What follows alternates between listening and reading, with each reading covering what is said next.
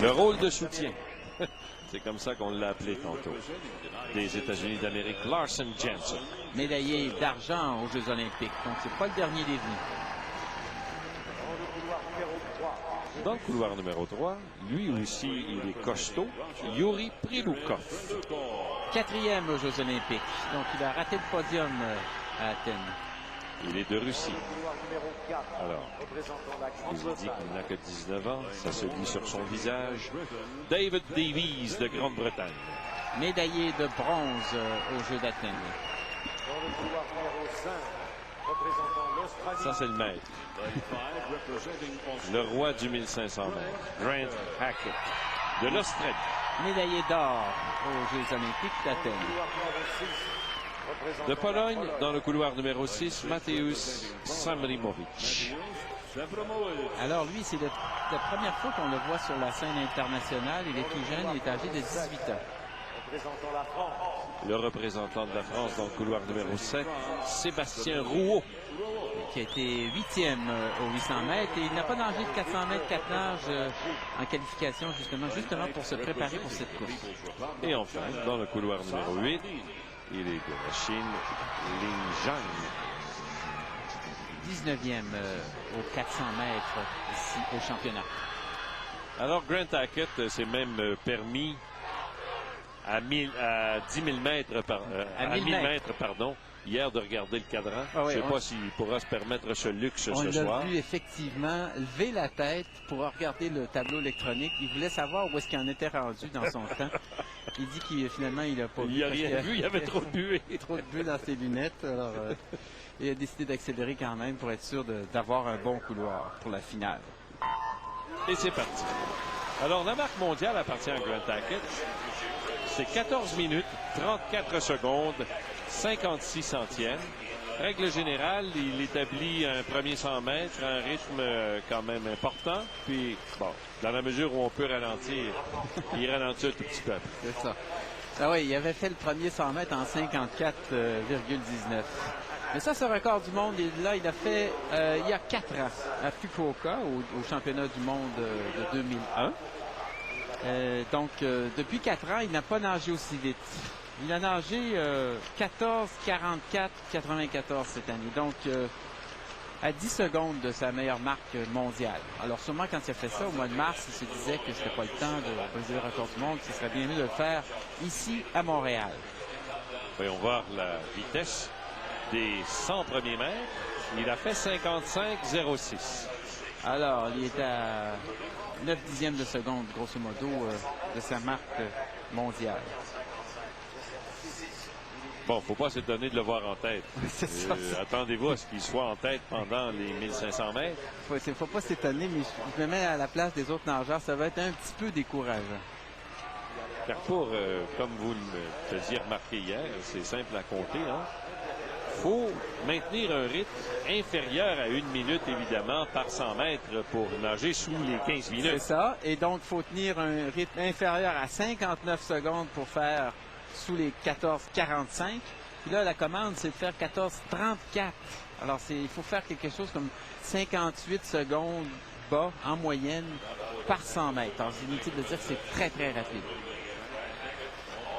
Alors, après 200 mètres maintenant, c'est 1,53,41. Il est à 96 centièmes de seconde au-delà du record du monde. En fait, à toute fin pratique, ça veut dire qu'il nage actuellement, à part le premier 100 mètres qui était presque 1 seconde plus lent que sa cadence du record du monde, il nage présentement à la vitesse de son record du monde de 2001.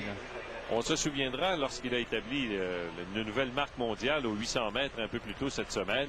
La foule l'a encouragé, la foule qui réagissait justement au tableau indicateur. À chaque passage des 100 mètres, on pouvait apprécier la confortable avance qu'il avait pu se bâtir sur la marque mondiale. Et il s'en remet un peu à la foule ce soir pour l'aider à dépasser le record du monde, car les rôles de soutien ont décidé de se livrer une chaude lutte pour la deuxième place. Ah oui, là, c'est impossible. Ils sont déjà loin. Impossible de prédire qui pourrait être deuxième dans cette course. Il y a peut-être une raison pour chacun, là, qu'on pourrait donner une bonne raison de dire que oui, celui-là, il mérite la médaille d'argent parce qu'il est bien entraîné, lui, parce qu'il est tellement bien fait dans telle autre compétition, et ainsi de suite. C'est Larson Jansen, l'Américain, qui est au deuxième rang. Priloukov, le Russe, est troisième. Samirovic, le Polonais, est quatrième, pardon. On ne peut pas parler de déception, mais je suis un peu étonné de voir le rendement de David Davies, qui est cinquième. Oui, David Davies qui a fait 14, 59, 33 en qualification, mais c'était son meilleur temps à vie. Hein? Ah, voilà pourquoi. C'est ça. Auparavant, voyez-vous, son meilleur, c'était 15, 02, 33. Alors, à 14, 59, c'est comme s'il en avait peut-être un petit peu trop donné en qualification hier. Ça se garde, hein? L'acide lactique, ça ne s'en va pas complètement là, en une journée. Là. La fatigue d'hier, tous la ressentent, j'en suis certain. Hackett, après 400 mètres, il a maintenu l'écart à 67 centièmes de seconde au-delà de la marque mondiale. Et là, j'entends les sifflets dans la foule. Hein? La foule, lentement mais sûrement, s'anime au fur et à mesure que l'on va progresser. On va encourager Grant Hackett. Au deuxième rang, c'est Larson Jansen qui commence à se détacher de ses plus sérieux rivaux, entre autres dans le couloir numéro 3, Priloukov est toujours au plus fort de la lutte. Dans le 4, il y a une réaction là de David Davies. Il vient d'accélérer un tout petit peu et il est sur le point de rejoindre Priloukov. Alors, on a dit tout à l'heure que pour faire sous les 14,45, il fallait tenir un temps inférieur à 59 secondes en moyenne. Et ça, il le fait présentement parce qu'il a fait pour le deuxième 100 mètres 58,35, pour le troisième 58,55 et pour le quatrième 58,89.